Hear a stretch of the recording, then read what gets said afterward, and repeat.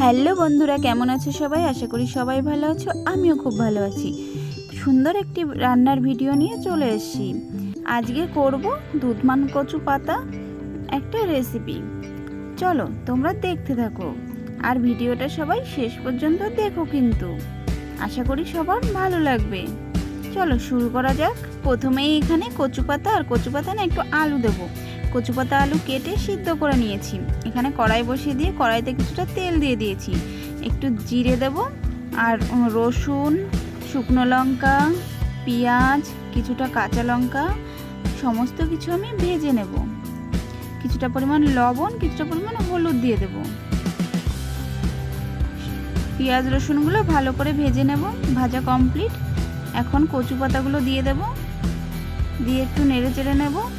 কিছুটা সময় ঢাকা দিয়ে রাখবো। ঢাকনা খুলে দেখো আমার একদম রসটা টেনে নিয়েছে। আর এই কচু পাতা না যত রসটা টেনে নেয় তত খেতে না দারুণ টেস্টি হয়, একটু গলা ধরে না। দুধমান কচু পাতা রেসিপিটা আমার একদম রেডি হয়ে গেছে। এখন আমি নামিয়ে নেব।